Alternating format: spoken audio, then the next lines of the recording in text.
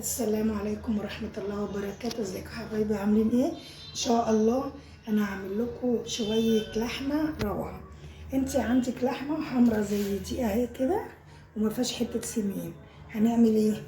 طبعا الجزار بيديك حتة سمين. انا قطعت البصلاية اهي وحطيتها ولميه وحطيت فيها الحتت اللي هي السمين عشان تعمل لي شوربة، وحطيت لها البصلة وملح وفلفل وتقلبيها شويه كده. انا حطها بقى لها شويه، يعني قلبتها كده لحد ما البصله بدات ايه تاخد صفار تدبل كده، واروح ماسكه اللحمه واسمي الله كده ونقول بسم الله، احطها عليها زي ما انتم شايفين كده. تطلع لك اللحمه هتبقى جميله جدا، طعمها حلو جدا وتعمل لك شوربه حلوه قوي. افضل اقلبها شويه كده. مش هقول لكم بقى على ريحه جميله جدا ما شاء الله. دي اللحمه دي اسمها لحمه بصل، بتبقى طعمها جميل جدا، وبتحط لها منها تعمل لك شوربه ومنها بيبقى طعمها حلو جدا.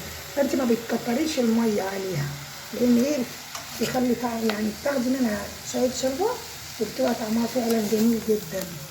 اهي انا تبلتها اهي، شوحتها مع البصل ومع حته الدهون اهي. بصوا الحته السمينه دي، وهسيبها شويه وبعد كده احط لها الميه.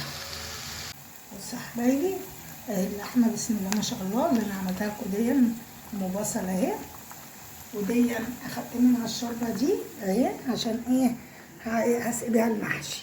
بصوا ما شاء الله. بصوا بقى انا عامله حله محشي اهي ورق كرنب.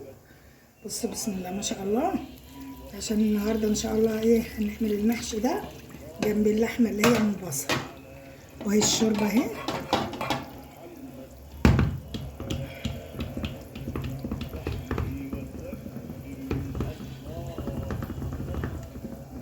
اهي نحطها بقى تستوي ان شاء الله. حطينا الشوربه ونحط بقى المحشي يستوي. بصوا بقى يا حبايبي، ادي المحشي استوى اهو، هوريه لكم. بصوا بسم الله الرحمن الرحيم.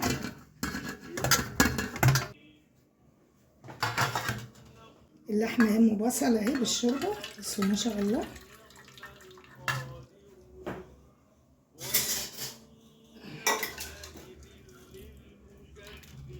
بصوا بقى الريحه يا جماعه والطعم مش هقول لكم، يعني ما شاء الله عليها. بصوا بسم الله ما شاء الله. السلام عليكم ورحمه الله وبركاته.